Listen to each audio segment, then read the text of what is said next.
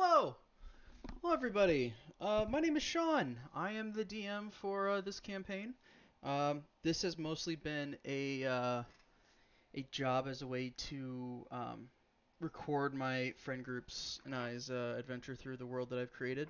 We've been running this world for quite a long time, and we're kind of proud of it. And so we want to, record for prosperity. And so, we've been streaming it on Twitch whenever we have a good episode, or whenever I remember to. I post it on YouTube. So this is just kind of like a way for us to, um, you know, catalog our adventures, I suppose, and how we've changed and grown as people.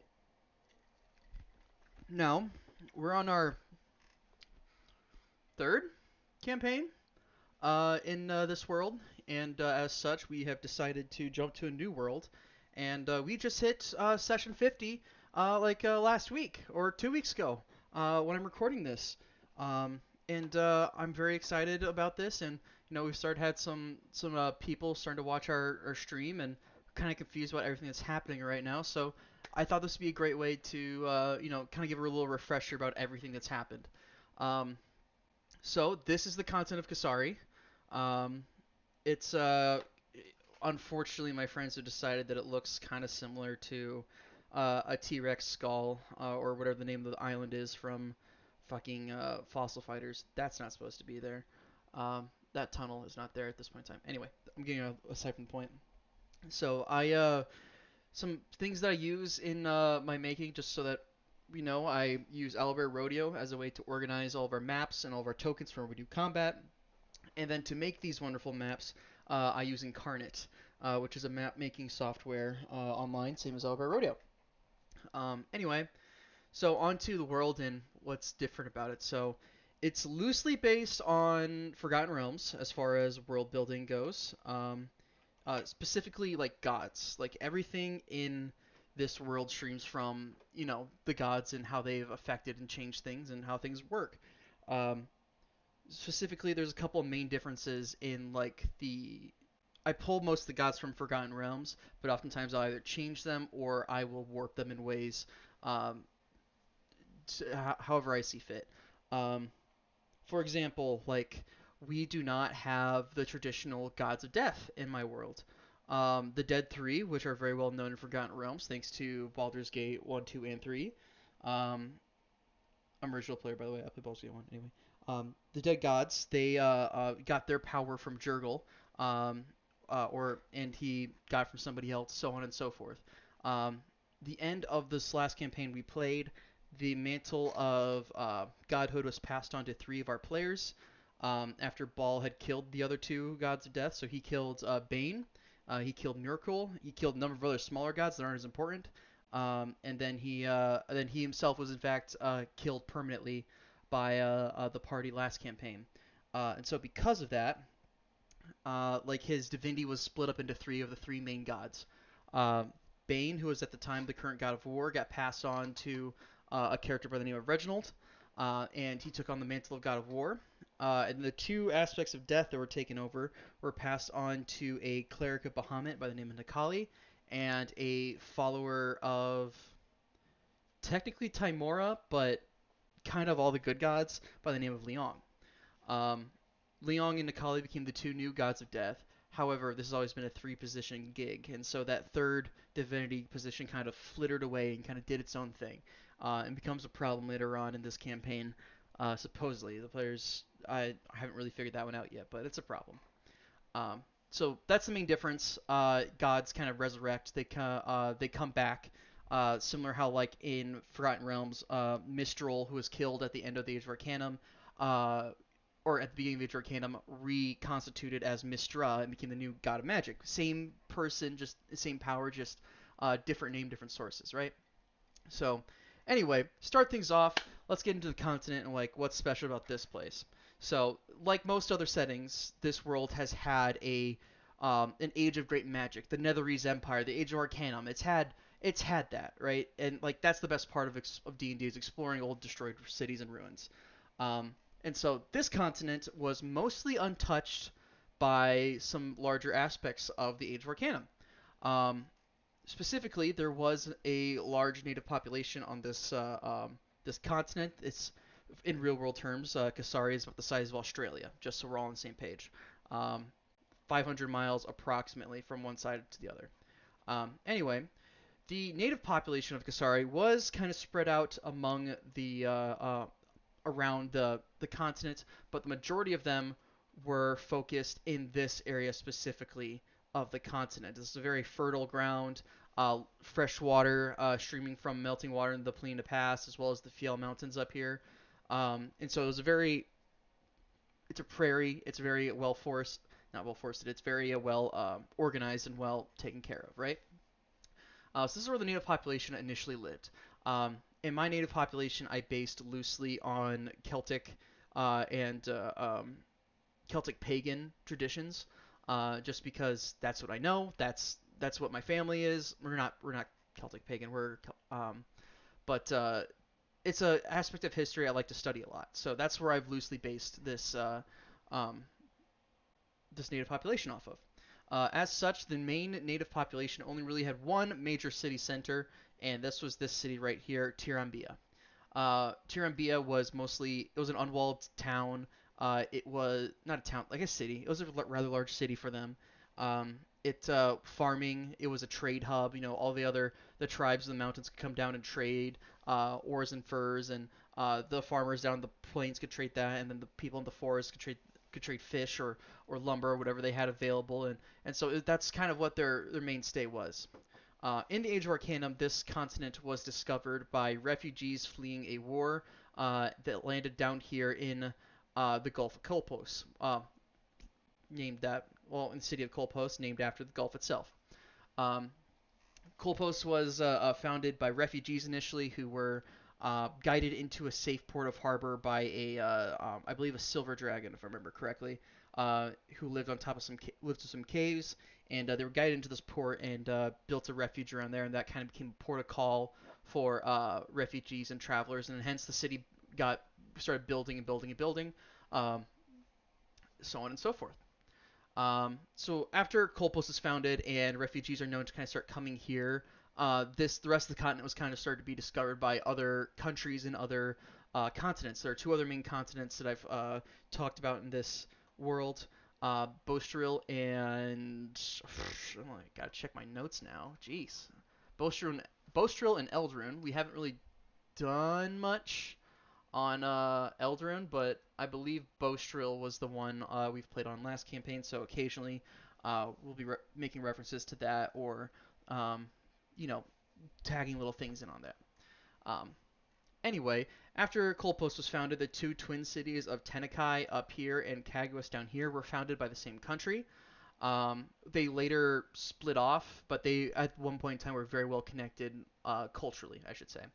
And then next up, we had the city of Hatchin was founded over here, and Hatchin was founded by some pretty powerful wizards, and they figured out that they were on a pretty strong source of magic, and magic was pretty easily able to be cast there. And so because of that, they made a flying city out of the ground and area there. So the city of Hatchin stayed there, but they had a separate section of land that flew off and became the flying city of Munitor. Um, and with that, a number of other things started to happen as well. Bolshaya was founded by another colony. Uh, Sletter up here was eventually founded as well. Um, but then we start to get into the decline of the Age of Arcanum. This is the part where, every world's got to have an old place to go dungeon delving, get cool magic items out of, right? Well, for that to happen, you kind of got to the old kind of standard stuff, right? So so what happened? Well, the gods are a big aspect of this world, right? And the gods are the ones who initially granted magic to mortals and taught them how to use it. And so the gods start saying, "Hey there, I see that you have this really powerful level 20 cleric. I don't like them." Bam! Smite. That guy goes, "Hey, that was my guy. That was my dude. I like that guy. That was my mortal. Um, Screw you. I'm gonna get your guy." Bam! Smite their cleric. Smite their person. Um, and so then it turns into this big thing of a whole bunch of gods start smiting each other's clerics and other magic users and their places, and everything is the fan, right? Because as soon as you it's like it's like a hockey game. The first person to throw a punch is gonna get start. Everyone's gonna start punching each other, right? Because hey, you punched my guy, I'm gonna punch your guy. So hey, you punched my guy, I'm gonna punch your guy. That kind of escalated very very quickly, to a point that some mortal cities started getting in the way, and the gods started punching and clawing, and that bled over into the material plane, and it went downhill pretty quickly. Flying cities falling out of the air, entire sections of continents turned to ash. Um, Bad stuff. Uh, Weapons of war, incredibly powerful magic items designed to kill gods. Things like that started being very commonplace. But really, the main kicker about all this was, in fact, the god Baal, who kicked off a lot of these things and killed a lot of people, and who was eventually sealed away. In last campaign, someone tried to pull him out to steal his divinity, at which point he freed himself, and I already told you about what happened with that. So what really marked the end of the War of the Fallen, which is what this big war at the end of Age of Arcanum was called, the War of the Fallen. Fallen gods, fallen mortals, fallen people, right? Um, it lasted a very long time. It was probably a 200-year war, and three main things really marked the end of this: the crash of Munator, the Fengalder flood, and the Battle of Colpost. So the crash of Munator kind of kicks off the Fengalder flood. So as we know, the city of Munator came off of this place right here, Hatchin. Munatar was coming into land after fleeing a battle between a couple of pretty strong gods, and as it was landing, it blew up. Big fireball in the sky, lit up the entire area. It blows up, sends a big tidal wave crashing into the Oyer Bridgeway. Flattens Hatchin. This big tidal wave then pushes all the water from the Oyer Bridgeway out and into the Fengalder Plains. The Fengalder Plains soon, very quickly, become known as the Fengalder Wetlands, because this entire section of the continent is now an inland sea. Let me switch the map here just to show you what we're working with now. Um, yeah, this was one without labels on it, so we can better focus about what happened here. As you can see, the Oyer Bridgeway was completely destroyed, and the Fengalder Plains quickly became the Fengalder Wetlands and the Fengalder Sea. Fengalder Wetlands being close to the mountains up here, and Fengalder Sea being the main lake in the middle of this. Or, yeah. So anyway, down here, the Marias River down here also got flooded out and became the Marias Wetlands. And so like now there's just big flow of water through this area. Like this is this is a well-established current now. This is now the natural progression of this continent here. Um, so Fingalder flood happens, destroys Tirambia, destroys Hatch, and destroys Munator. Uh, Big section of Askelshell gets flooded, and floods out this entire area. Next thing that happens, remember I told about they were fleeing a battle with some armies of a god? Well, the armies of the god weren't done yet. They kind of started chasing. And they came across this way, and they see the city blow up, and, well, they kind of keep going. Askelshell was mostly flooded right now, so they didn't care about that. Darthead was too small at the time, a small fishing village, for them to really care and stop. This city didn't exist. This city didn't exist. And so they just kind of kept rolling through here, following the flood, following devastation, kind of following problems, until they got to the city of Colpost down here. Now, Colpost had been around quite a while, and it was mostly untouched by this big War of the Fallen that happened. And so they get together with a couple of other smaller cities that were in the region, and form a defense force and are able to stop this attack that is happening by these forces of evil. They're pushing this way, specifically the armies of Tiamat and Loth. Were pushing eastward from here. So they were able to stop that army from pushing too far eastward. Who knows what their real goals were, but they were very quickly moving eastward and moving this way. So they stopped this right here, and this big battle ensues. And really, this is like the last marker of the last big people that had survived the war at this point from escaping and dying. Like they're there, they died, they're gone. Um, so after the Battle of Colpos, we kind of start moving into the age of recovery. This is an age that lasts about we're still in right now, technically. It's currently the year 999, so maybe we're moving on to a new age soon. I don't know. That could be a kind of cool thing. And some countries started to pop up around here. Specifically, two things started happening. Up here, survivors from Tirambia. I didn't wipe out an entire native population. All right, I'm not going to trail tears it. The native population that survived Tirambia and weren't exactly in the area were still kind of destroyed by this big event that happened. They met up in this area down here. And they kind of had a split of focus. Half of them went west into the Skog Forest up here and founded the city of Skalahold, and the other half of them crossed the Fjell Mountains and formed the Ebonese Empire, both of which I can go into full, real descriptions of their history later on, not too big of a deal. But that's what happens with Skalahold and Abenin, two very big places that form out of the native populations. Then we start getting into the Fungalder. Oh, wait, this is the regional map. This isn't. This is regions. This isn't the political one. This is the political one. And then we start getting into like the political things that form and things that happen. Um, very, very quickly, Tenakai and Kagwas split. They stop working with each other about 1,000 years ago. They're no longer friends. One of them sticks with their colony. The other one doesn't. The one that stuck with the colony eventually also dropped off because they figured out that country was destroyed. So, whatever. Good water. Lots of talking. So the Tenakai Republic forms up over here with the main couple of cities of Tenakai and Suma. Clarina comes up as a port of call. Caguas forms the cities of Trelom and Detton, two neutral cities, two very, very small cities, but very, very key cities as they are the trade hubs between Detton and through the Marias wetlands here. They were able to recover a lot of Age of Arcanum technology to make pretty much arcane steamboats to travel throughout this swamp. The Darthead Collective formed up here between the main cities of Askleshow and Darthead. Um, Darthead was less destroyed than Askleshow at the time, so now Darthead's the capital, but now Askleshow's bigger, whole thing.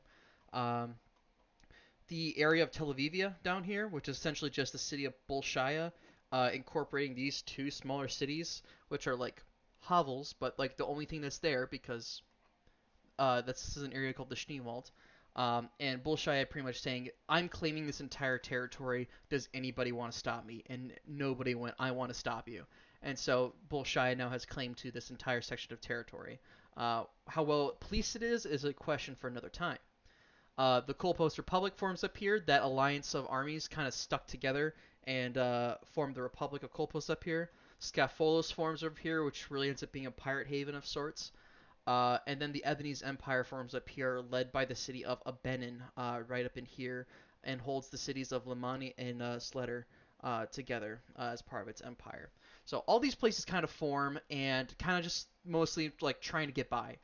Past like for the first 500 years, it was mostly forming and trying to get by and trying to recover and mostly very isolationist and self-ward in focused. Um, During this time, towards the end of that 500-year mark, that's about the time that a Colpostian civil war happens. The Battle of the Gulf happens shortly after that, which is the Ebonese Empire trying to lay claim to the Gulf. And the Colpost Republic going, no, we are here first. And this big naval battle happens off the coast of Limani and down here in the Nisa Archipelago. So that was the whole time. Tenakai up here, not pictured on this map, is a section of islands, probably in like this area, a little bit further north, honestly probably like up here, called the Zelen Islands.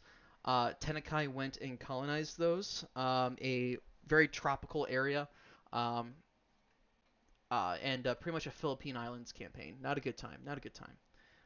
And then finally, the most recent thing to happen is the Aconite War. Essentially, Caguas is a very large trade partner between Bolshaya and Skalahold, and not really so much Tenakai because Tenakai doesn't really need anything from Caguas. If you look at their regions, Tenakai is positioned in an area where there's a lot of forest to cover, a lot of ore. Caguas is also positioned in that. They're positioned in an area of lots of bogs, lots of forests, lots of mountains, and so Tenakai doesn't really have anything or want anything from Caguas. So because of that, Caguas is forced to trade with Skalahold and Bolshaya down here. But because they have to ship all the way around to Skalahold, it makes it kind of difficult to do that. And then Skalahold started to realize, hey, we can get all of our ore from Bolshaya down here. And so Skalahold started looking into that. And Tenakai, wanting to be the major trade partner between Skalahold, lowered their prices and pretty much cut Caguas out of that trade deal entirely. And so because of that, the leader of Caguas started hiring privateers and bandits to police this area. So there was the Oyer wetlands, and this section of the Hafio Ocean right here became a very contested area. Um, think like Bermuda Triangle, right? Like there's a bunch of ships in this area that got started getting punched and sank. And do you remember how I talked about the God of War was taken over by a new position? This Reginald, known as the god Koga, Koga decided that he didn't like this war. This was not a fair fight.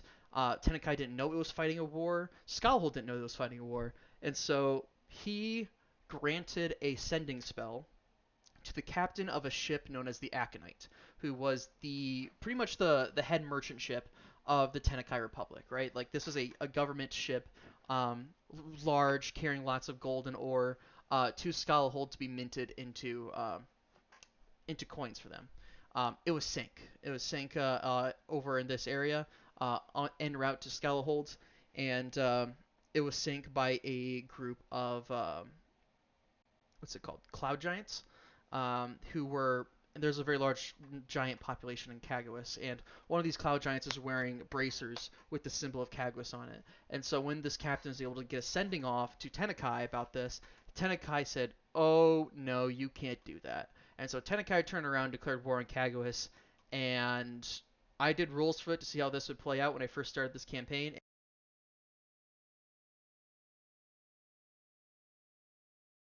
Sorry about that. My headset turned off there for some reason. And Kaguas got their ass kicked. Um, Pretty badly, to the point that Tenakai pretty much got into the main city of Kaguas and burned their entire navy to the ground, destroyed their ports, destroyed their navy, and then very quickly had to pull out, not without sustaining some pretty heavy losses on their end, because that's what happens when you attack a city full of giants. Um, Not a good time. And well, that now brings us to where the party is at and what happens now. The party kind of meets up in this city of Detton right here. And Detton is, well, as we know, not a big city. Detton, here we go. Detton is a small city at the edge of a series of swamps, and it's well known for its arcane steamboat dock right here. And the party is initially hired after meeting each other to pretty much help make sure that this gets delivered. This steamboat gets delivered to the other side to the city of Trelon. Um, so that's a and during this time there's a big time crunch because they're trying to get past um, this season known as Swampback season. They're trying to get back before then. And essentially, what a Swampback is, think an oversized crocodile crossed with a basilisk, a leftover monster from the War of the Fallen. Not a good time. Not a good time. Spits acid, and they ended up fighting two juvenile ones of those. Not a great time. But anyway, at this point, I kind of do need to introduce you guys to the characters, about who they are, and what's up with that. So let me pull up my stuff, D&D stuff, character art. Here we go. So we have a nice arrangement of characters and character art made by my lovely, at the time, fiance, uh, Eunice Cardona. I shouldn't have said her full name. Whoops. Eunice. Um, I say current fiance because she will be my wife here soon. And we have a number of characters here that are a part of that. So first off, we have Celeste Thornborough. Celeste is from Tenakai initially. She is a veteran from the Aconite War. She led a platoon of soldiers in the attack on Caguas, and she kind of has started off the campaign with some problems about that, some alcohol abuse problems, but has since um, mostly come to terms with them, and is now trying to find her meaning to life. Next up, we have Highland Valentine. Highland is a astral elf. He is a pirate. He is not a veteran of the Aconite War or was privateering during that time. He's not a pirate. He's a privateer. Pardon me. He's hails from the Nice Archipelago and sails the Dawn Arbiter. Um, and at the start of the campaign, he currently didn't have the Dawn Arbiter because he was mutinied off his own ship, as he's the captain of it. But has since reclaimed it, and now the party sails the Dawn Arbiter throughout the continent. Um, very charismatic. He is a oh, I forgot to mention this about Celeste. She is a blood hunter. She is a blood hunter and is part of a group of vampire orders from Tenekai. That's her shtick. Hyland is a now he is a full warlock. At the start of campaign, he was a rogue warlock multiclass. Um, but here's where we're at now. Next up, we have Cole. Cole is a fire genasi artificer from the city of Brass in the Fire Plane. Uh, I should be telling you guys who plays who, right? Okay, so Isabel plays Celeste, Marcus plays Hyland, and JT plays Cole. Um, Cole left the city of Brass along with Wilk, who will be showing up. Oh, didn't leave the city of Brass with Wilk. Was kidnapped from the city of Brass and forced into slavery by a group known as the Silver Teeth. Um, Silver Tooth, yeah, Silver Tooth sounds closer. Anyway, and it was being forced to make munitions for them for their because they were a part of the Aconite War and they were helping manufacture weapons for their armada they were trying to make. Um, and yeah, and Cole is a artificer played by JT, as I said previously. A little bit chaotic, gun-toting, badass, good time all around. This hunk of metal is Corvin. Corvin is played by my good friend Brandon. We call him Meyer for an unrelated reason. Um, and Corvin is a Warforged, and he was a soldier from the War of the Fallen. Um, he recently came back online. At this point, his sentience is about year and a half or so, a little bit more. He was about a year and a half when the campaign started, so at this point, he's probably pushing the 2 and a quarter. Um, but Corvin is pretty well tied to Ulrich, who will be appearing later on in this. And Corvin is a Paladin Warlock multiclass, follower of Cord on the Paladin side, and was up until recently being given Warlock abilities by a figure known as Strobus, his creator from the War of the Fallen, who knows how they're still alive. This is Nicholas. Nicholas isn't here yet. This is Riziander. Riziander is played by Theodore. Uh, Riz is a celestial sorcerer. I forget what it's called exactly. A divine soul sorcerer, um, and has familial ties to um, Ilmater, but has kind of been distancing themselves lately because of a series of events known to them. They recently found out that their grandmother is actually a hag and had a bunch of mind altering spells cast on them to change their perception of time. Um, Riz is from Sveta, one of those small cities down in Tel Avivia in the Schneewald, and as such is a very outdoors-esque and um, is the healer of the party, but has been going a darker direction recently. So we'll see if that holds up or if that changes anytime soon. Next up, we have Tyrus. Tyrus is from the city of Kolpos himself. Tyrus is played by Tim. Tyrus is a wizard from the Scribeguard family, who is the protectors, one of the protectors of the city of Kolpos. As of recent history, this art might need to be updated, but his right arm has started to be turned into solidified, like quartz-looking crystal. Um, because of a series of events that I'll explain later. And finally, here is Wilk. Wilk was played by Langrick, um, and Lang and Wilk was a Eldritch fighter that used the Druid spell list instead of the normal Wizard spell list. But anyway, this motley crew of adventurers gets on an arcane steamboat and starts moving. They head up to Trelom, this city right here.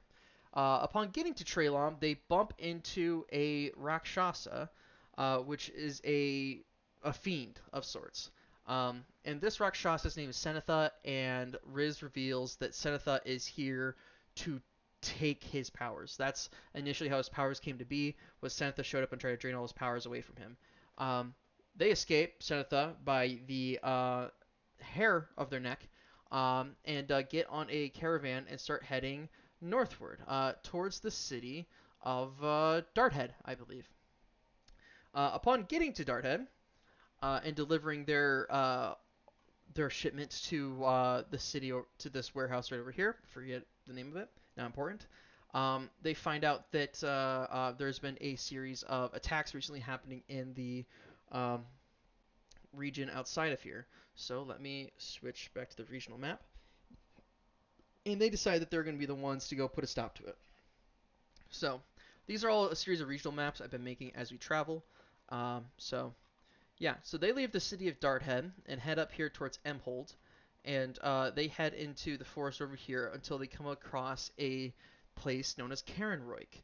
Now, Carenroik is a old native city that was destroyed during the Fingalder flood. A series of like a big chunk of earth had been pushed over top of it. In fact, this entire area is very rough-hewn because of that. The trees had just grown over top of it. So they go into this underground city, partially flooded. They encounter an ellip, and they figure out that this lets out to the other side of the ruins, lets out into the Silverteeth's hideout. They make a plan, they start executing the plan, and then the plan goes awry like any good plan does. And because the plan went awry, Highland Valentine died in combat. Um, at which point they had to beat feet and get him back to Darthead to resurrect. With a simple gentle repose spell, they're able to keep his body fresh and keep his soul from wandering too far before taking him back over the course of the next couple of days. Um, this struck the party really hard, but they were able to get revenge on the person that killed him initially. And yeah, that was the first death in the party. Level 10 Warlock ability, Throw Through Hells. Be watch out for that. That one sucks to get hit with.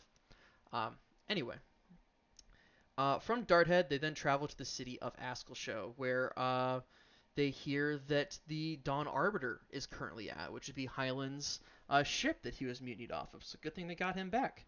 Um, when they get to Askleshow, it's a very special time of the year. It's the end of the calendar season, and this world has 12 months by technicality.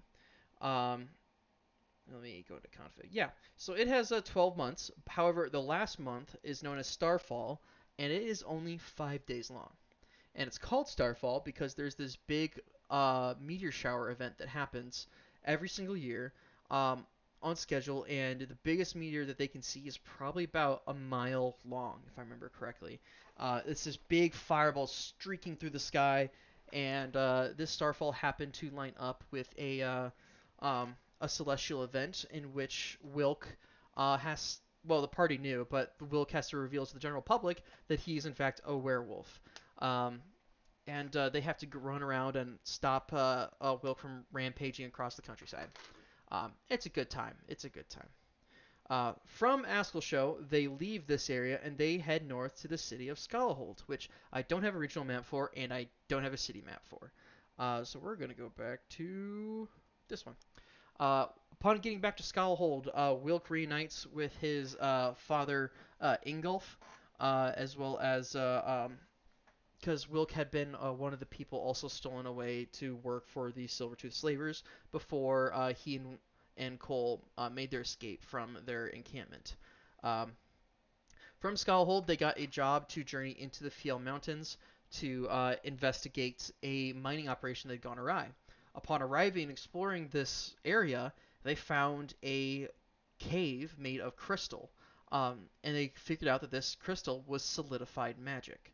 Um, Upon defeating the person there who happened to be abusing the cave for its power, upon defeating that, Tyrus made a deal with the cave and multi-classed into cleric, and now his right arm has turned to crystal, and it started creeping up his neck and down his side.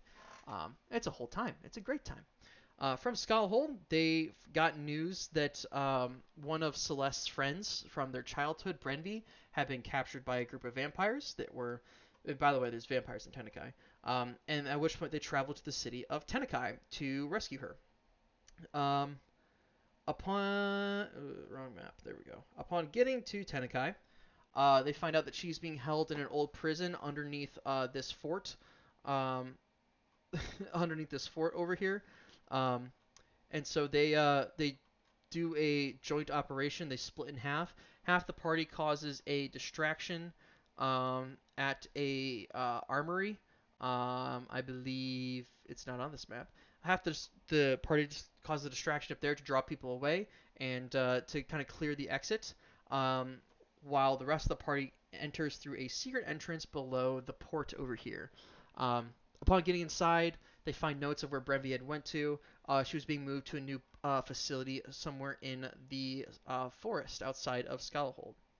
Um, they track down Brenvi. They rescue her from the vampires that are moving her, and take her to. I can actually go to the regional map now, and take her to the Scarlet Order, that order of vampire hunters um, that Celeste has an in with, at the Red Throne up here.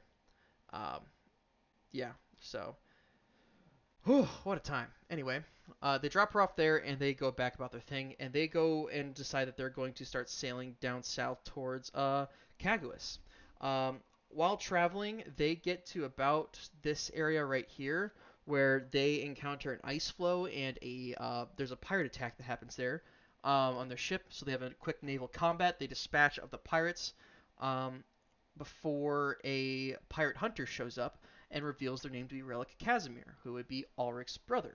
Ulrich does not have character art in this slideshow uh, because Eunice refuses to give it to me, which is unfortunate.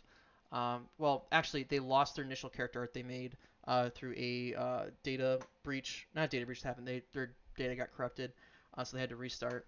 And they haven't. Eunice has not had a chance to finish their work of Ulrich yet, unfortunately. Um, Ulrich is, like I said, played by my wonderful fiance Eunice, and Ulrich is a dark elven fighter barbarian multiclass from the city of Lenashu.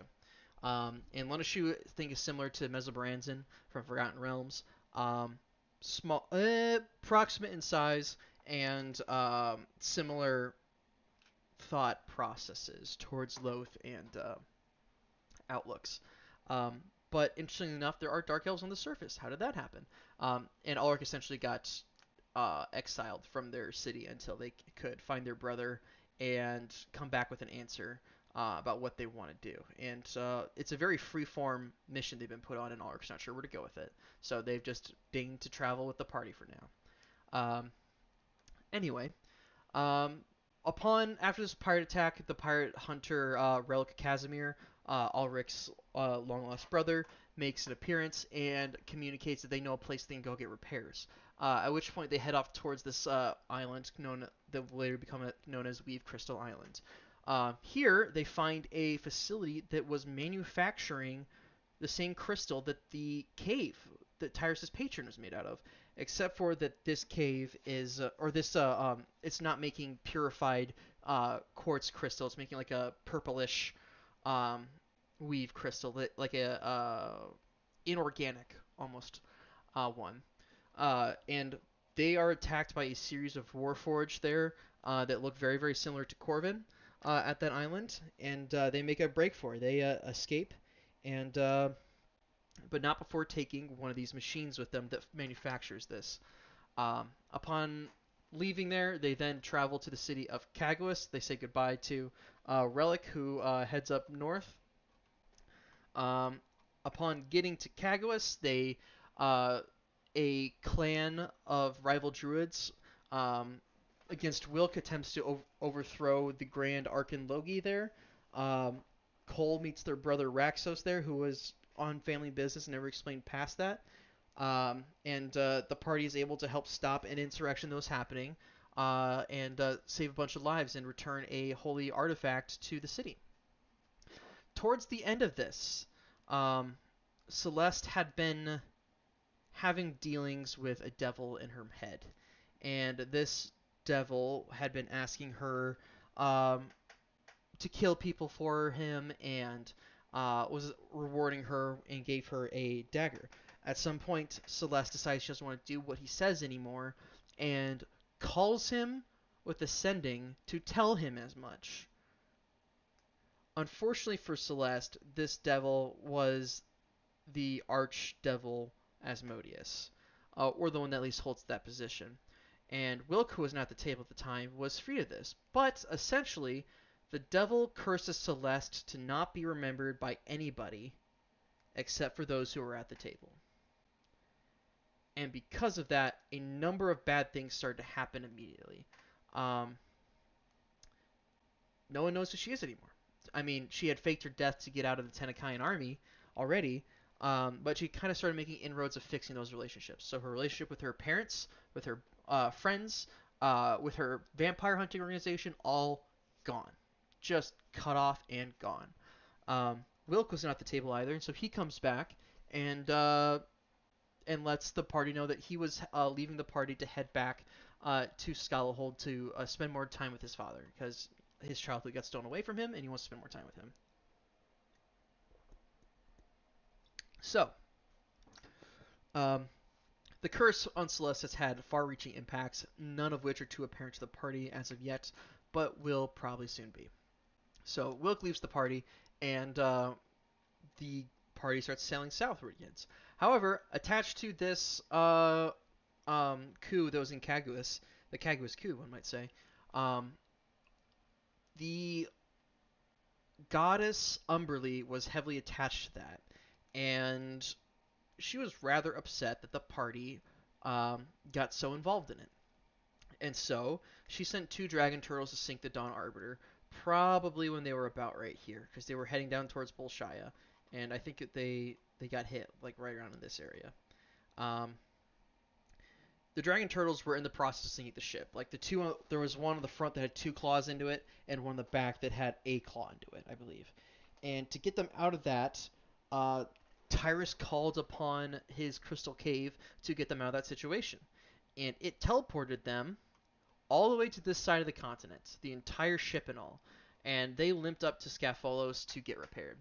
Upon getting here, they met with Falguth Shipping, which ended up being a front for the Falguth family from Lenashu, and